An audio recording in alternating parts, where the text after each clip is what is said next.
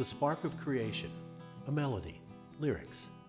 From demo to disc, this is Anatomy of a Song. Welcome to Anatomy of a Song. I'm your host, Greg Smith. Our special guest today is Tommy Townsend. Tommy grew up here in Blairsville, not too far from our studio, and still lives here with his family on a farm within a mile of where he grew up. Tommy had the best of mentors, Waylon Jennings, whom he met when Tommy was in his teens, and some years later Jennings sang and played on Tommy's recordings, including this one of Tommy's, Southern Man. Don't you wonder who I am? I'm the pride of Dixieland, and I talk slow so y'all understand. I'm a Southern man. I'm your Southern man. In addition to his many music credits, Tommy is the owner of Granddaddy Mims, the best damn distillery in North Georgia. Tommy dropped by our studio the other day to talk about his career and his songwriting process. Here's the interview. So let's dive in here. Okay. So welcome to Anatomy of a Song. Yeah, Our guest thanks for today having me. is Tommy Townsend. Yeah. So let's do some bio stuff first. Okay. Where are you from? I am from right here in Blairsville, Georgia. Born and raised, and then lived in Nashville for a long time, and yeah, I'm from right here. Your family's still here? Family's still here. Yeah? Yeah. And you were telling me that you bought a farm like a mile away from where you were Yeah, born or like a quarter of a something? mile. Yeah, I did. That is awesome. I sure did. That's awesome. So. What do you like about the area up here? Because I've been here 2 years, and boy, I love it. But what do you stayed here? Well, what do you like I about it? mean, it's the people here are great. That grew up here, and and when I was away for a little while, and when I was younger, you don't appreciate things Right.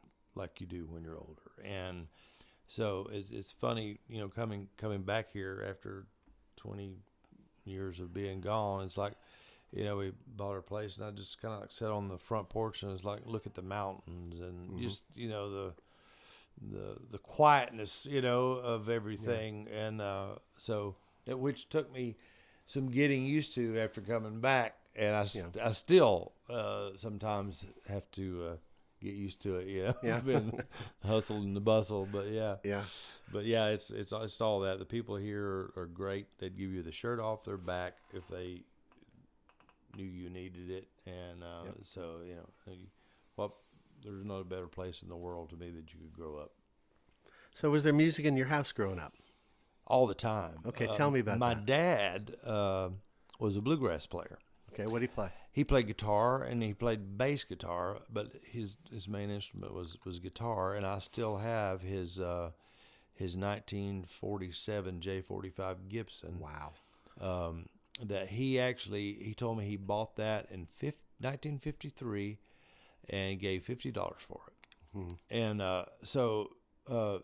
Randall Collins, he was a player from here, fiddle player, and he played bluegrass, played on the Grand Ole Opry, played with Bill Monroe, played with a lot of bluegrass professionals, and Randall actually got my dad a job with Bill Monroe, and I think it would have been 1959, and my dad didn't take it.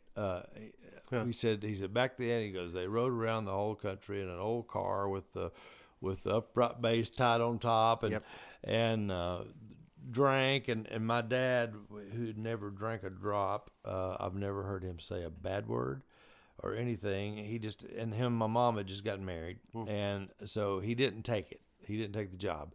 But he told me later in life, because if I knew that I had a son that was going to be in the music business, he said I would love to have done that just to tell me about the experiences he had. Right. But he did play with local square dance bands around, and just different people.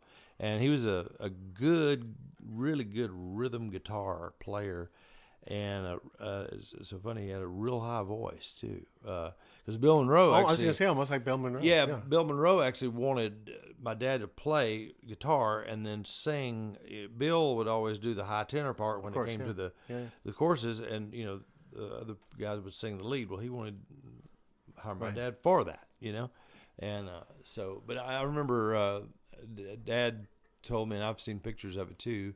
There was a sheriff here in town. His name was Wayne Collins, and which was back in the 50s, 60s. And Wayne was a really good singer and player. And so my dad played in his band, and it was Wayne Collins and the Deputies. And there was 4 or 5 of them, and Wayne had them all deputized. Is that right? Yeah, they'd play all around North Georgia and stuff. And I knew Wayne when I was a kid. He passed away a long time ago, but his grandson and I, Craig, we write together. We played together some, and he's was in Nashville, and we wrote for the same publishing company for a while, and all that. So yeah. What did you listen to growing up?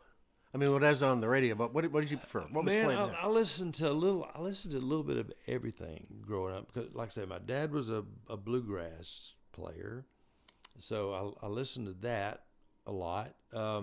My sister, who is several years older than me, she was actually my 7th grade teacher for a minute when she got out of school and got hired. But anyway, she was into the 70s rock and roll. So she would take me places, and I'd always ride to school with her and whatever. So she was into all the, Fleetwood Mac and Boston and, all the, I can't even think, Eagles, all Right. that.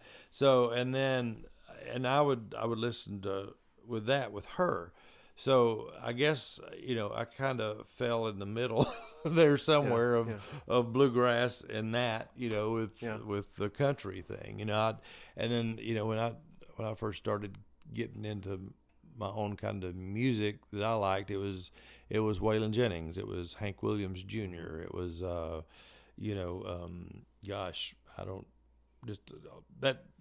the 80s era of country music, So that's what I kind of did, and what I lean towards today still, that style. And so what do you listen to now?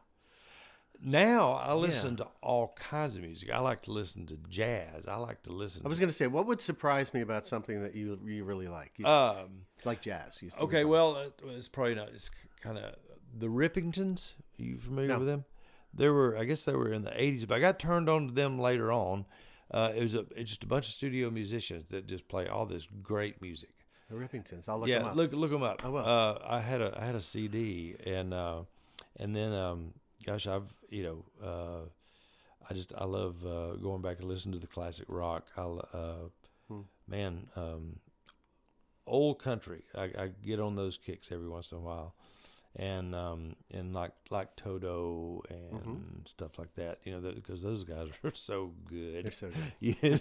So I listen to all kinds of music, and classical in there as well. Not so much. No, not so much. And it's not that I don't like it. Yeah, it's just it's not your thing. It's just not my thing. Yeah, but jazz. You mentioned jazz. Yeah.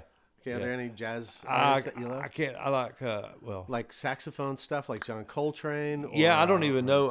It's funny. I don't know. Mulligan I couldn't tell you a jazz artist. Yeah, but yeah. it's just I hear it. I'm like, oh, I like that. But piano-based jazz, or horn-based jazz, or big band jazz, or small combo. Both. I like both. Okay. And I tell you, somebody that I really have kind of gotten into lately is Frank Sinatra. Love Sinatra. Well, man, I would, and I want to. standard. I want to. I would love to do a country version of "Fly Me to the Moon." Oh wow, yeah, like a swing type, with steel guitars and fiddles and all that. Sure. And that's a great idea. Yeah, and I've actually thought about doing. I'd like to do an album sometime of the 70s rock stuff. I mean, you take like someone like Steve Miller Band, right? Jet Airline or Keep on Rocking Me, Baby. All that could very easily be country. Oh, sure. And I listen to that a lot, and I could hear fiddles in it and steel guitars and stuff like that. Sure. And there was a group of musicians who did the country version of all the Eagles songs a couple of years ago. Yeah, so along those lines. Yeah. There's still a lot of gold there to mine, as they say. Oh, there is, yeah. And, Vince Gill plays with the Eagles now. Yes, he does. Yeah, and, I saw Vince it. is a good friend of mine. I've got to know him over the years and played played with him, Yeah. sang with him and stuff, and he was telling me, I don't know, 3 or 4 years ago or something about he loved doing that show. He said the only thing that he didn't like about doing the Eagles thing was everything is planned. It's a show, Yeah. It's certain songs at a certain time, and he said I like to just go out and play whatever comes to mind. Maybe not a lot of spontaneity. Yeah, Kind of the whole thing's very structured. Yeah. Yeah. That kind of makes sense when you think about the Eagles, though.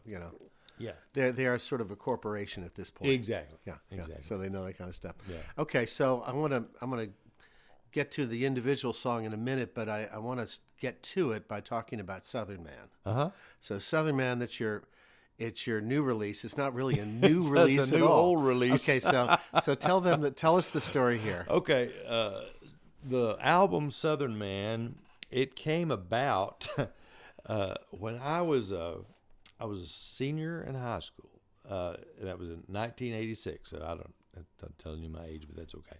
But anyway, so I was a big fan of Waylon Jennings, and so when I was in my early teens, I met him, and I gave him a tape that I had done, just a little thing. And so anyway, and Jerry Bridges, his bass guitar player and his road manager at that time and tour manager, we got to knowing the whole band, the whole crew, and everything. So Waylon, he would invite me out on stage to do songs and stuff with him. So I'd do that, and so in January of 1986, it's like, well, we ought to go in the studio and record some stuff.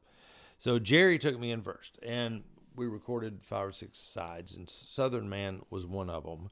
And then while we were in the studio, though, Waylon was just like hanging around. In that particular studio, he had like a poker machine out in the lobby that he would sit there and listen and play, the poker machine. And so anyway, a year later, he wanted to get involved. So we recut Southern Man, did some more. We did probably 9 or 10 things. And then as I got a little bit older and, got my feet wet in the music business, they recorded stuff on up till the late 90s. And and then I guess the last stuff we recorded was 98, 99. And then, Waylon passed away in 2002. So the album just laid around. And so, I always knew it was a good album. And I didn't write any of the songs on it, but it was with songwriters like Dean Dillon that wrote all these George Strait songs, and everybody else. Roger Murrah wrote, Alabama, Alan Jackson, just mega hits, and Fred Knobloch and all that, and Waylon and some more writers. Troy Seals, gosh, he's written all kinds of things. And I can remember all these guys being in the studio when we were in there. And but anyway, the album just laid around, and then so in 2000, it was year before 2022. I work with Craig Campbell at he's my manager, and he was actually at Sony Records for years with he's vice president and head of publicity there. But anyway, he manages several artists, and so I had kind of done the thing because, I was back here with the distillery and doing all that stuff. And I thought, well, I'll just kind of play with the Waylon Band when they want to go out and do some shows. And then I'll just do this, the distillery thing, because that's my grandfather's heritage and all that. Sure. So anyway, and so it was Craig called me, and he said Audium Records, which is a traditional label, and Chuck Rhodes is heading it up. Said I played them your album that Shooter Jennings produced, and said they want to talk with you about doing another record. So I'm like, okay, whatever. And at this point I'm like, whatever. If it works, it works. It works. If it don't, it don't. Right. So I said, let's take a meeting with him. So I figured, well, I'll go in there at their office, and we'll sit down in a big conference room. There'll be 4 or 5 people in there saying, well, you need to do this, you need to do that. And, so anyway, got to the office that day, and there was only me and Craig and Chuck Rhodes. Chuck Rhodes is, gosh, he's done tons of hit acts in Nashville over the years. Yeah. So anyway, Chuck's like, well, man, we, love your voice, love what you're writing, love what you're singing. And he said, we would like to sign you. And I said, well, as you can tell, I'm not 25 years old anymore, and I don't want to go out and do 300 dates a year. Right. I said, but, that'd be great, if y'all want to do something. And so he said, well, we'll get a deal memo together, and we'll, move forward. Sure.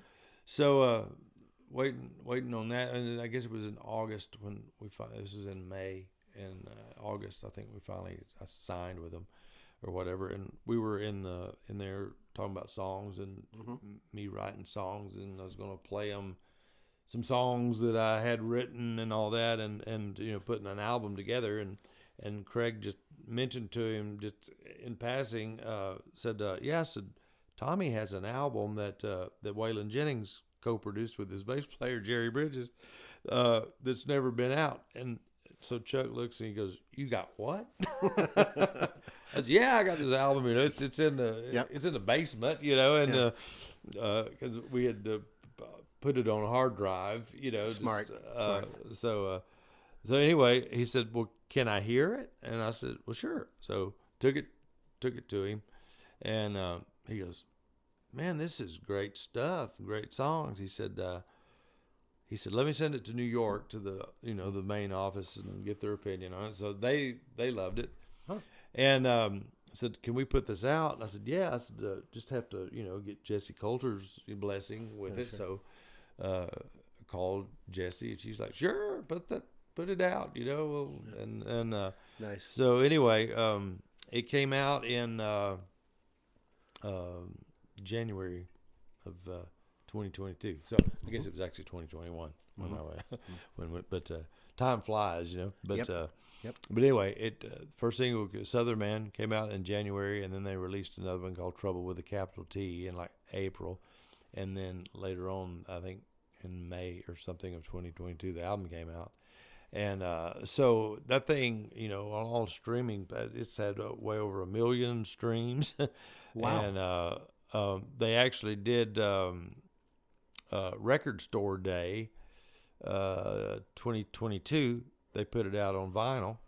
No kidding. They did. It was 5,000 or 6,000 albums. They did, and they sold out in one day because vinyls is I was talking to a friend of mine, thing Chris Brooks, coming out. recently, and Yeah. he mentioned you, and he told me something I wasn't aware of because you and I grew up on vinyl, and he said actually they're pressing more vinyl now than they ever did before, which I found kind of amazing. Yeah. So back shout out to Chris. On that. and this is a story. I don't know if you remember and of course I was a little bit kid, not even into music at this time, but heard about it later. Wanted the Outlaws, which is Waylon and Willie and Tom Paul Glacier and and Jesse Coulter. That was the first album in country music to ever do multi-platinum. Is that right?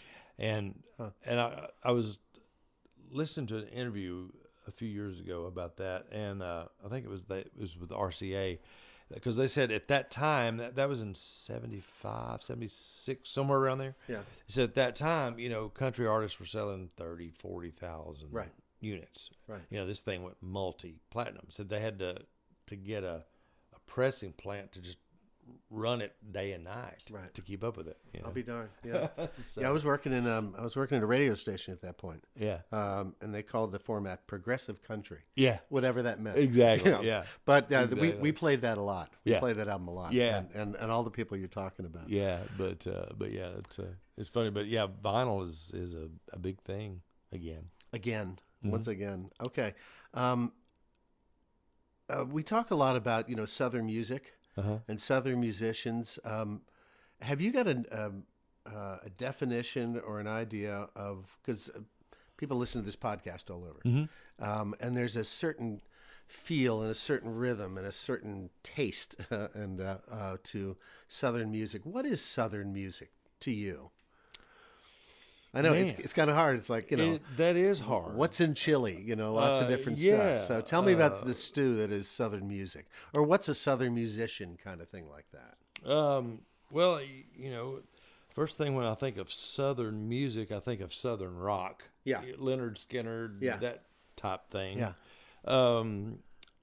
You know, maybe it's Southern music is not it's something that's not just real polished. Maybe Okay. a little bit of grit in Yeah, it. yeah. As you know, I guess that's what I would think of about Southern music, which, like I say, it kind of, when you say Southern, It transcends borders. It really does. yeah, it does. Yeah, it does. Ray Charles actually started out playing juke joints, playing country piano, and Yeah. somebody asked him one time, because he knew gospel. He came out through gospel music. Oh, yeah. and stuff, and then became Ray Charles. But in that midpoint, like that, someone said, "What do you like about Southern music?" He said, "The stories, man." He said, "It's the stories." He said, "You don't get that in a lot of other songs." You don't. It's and you're right. It's the songs are stories, and that's I love stories. I like telling stories. So yeah, that is one way, I guess, to describe Southern music. Okay, well, good. Let's do this. Let's talk about your process a little bit. Okay. Excuse me. Where do you do most of your writing? Do you have a special place, like that couch over there in my studio? That's my happy place. Well, Do you have a place, or do you I write all don't over? have a place.